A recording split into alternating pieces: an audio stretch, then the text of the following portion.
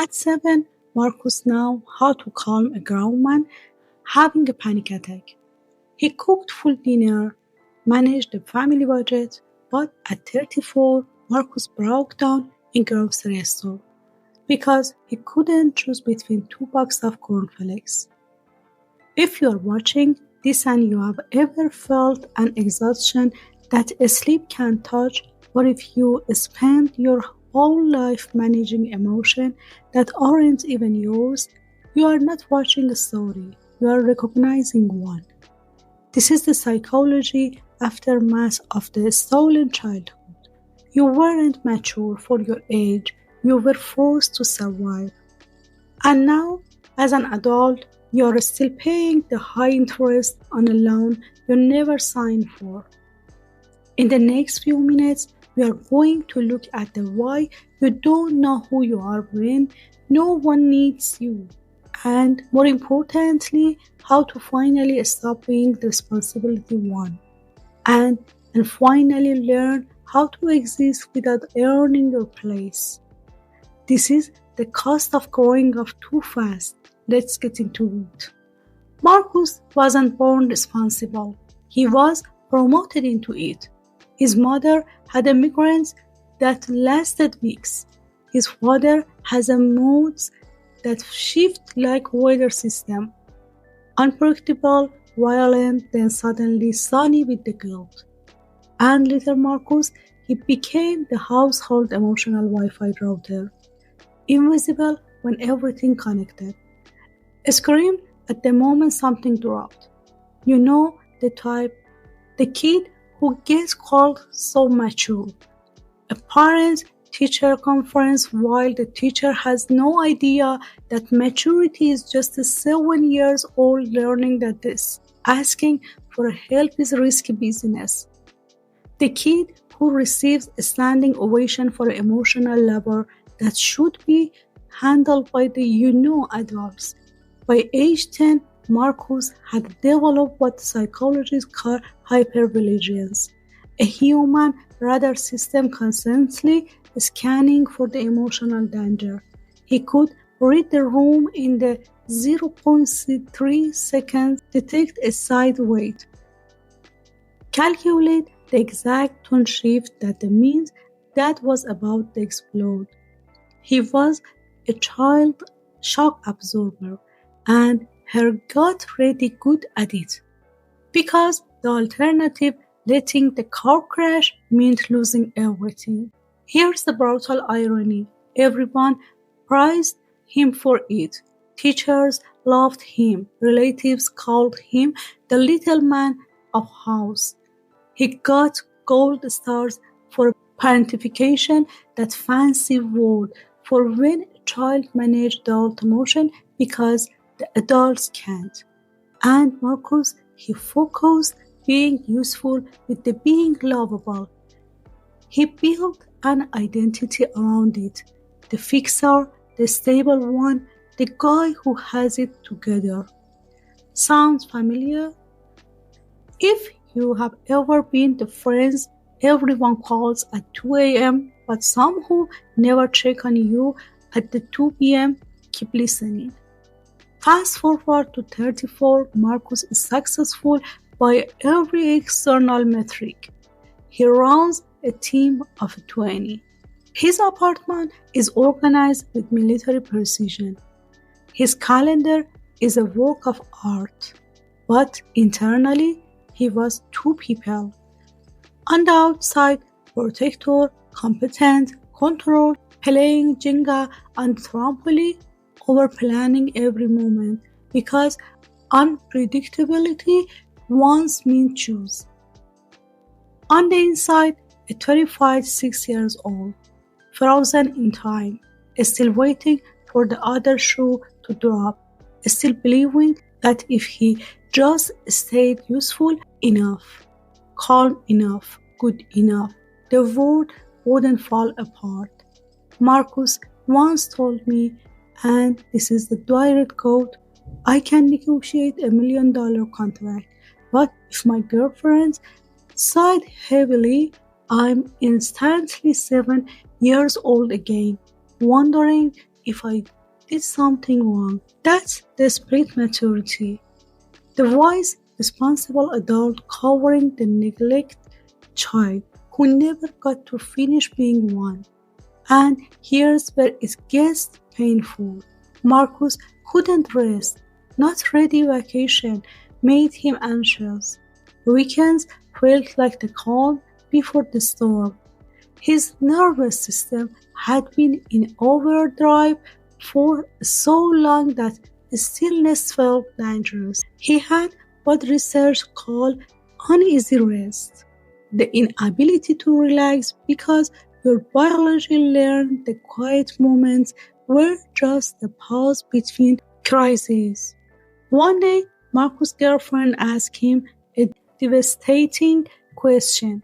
What's your favorite childhood memory? He froze, not because he couldn't remember, but because he realized he never really had one. Not of play, not of being carefree, not of existing without responsibility. He had escaped chapter, jumped from age 7 to 17 without the middle page, while other kids were learning creativity and negotiation throughout play. Marcus was learning mortgage rate and conflict de-escalation. He described it as having chicken arms in fun, huge muscle in the responsibility, zero strength in a playfulness. The guy could manage a crisis like a Navy SEAL, but ask him to be silly, to be spontaneous, to not be useful for 5 minutes. Terrified. And the void showed up everywhere, in his attraction to parents who were emotionally unavailable, because unavailable felt like home. In his bone-deep tiredness that 10 hours of sleep couldn't touch, in his inability to receive help without feeling like he was failing. Marcus was living what psychologists call the caretaker's curse, giving endlessly, receiving nothing, and calling it love.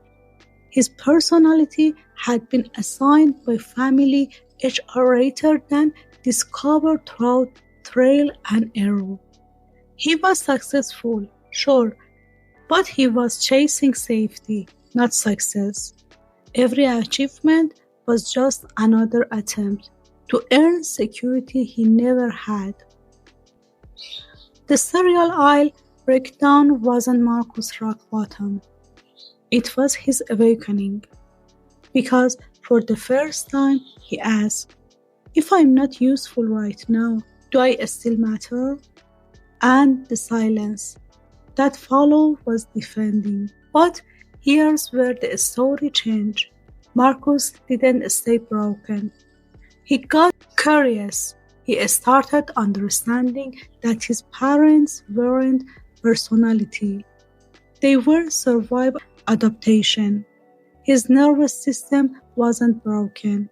It was brilliant at keeping him alive. It just never got the memo that the war wasn't over. First, he learned to recognize his fixed trigger.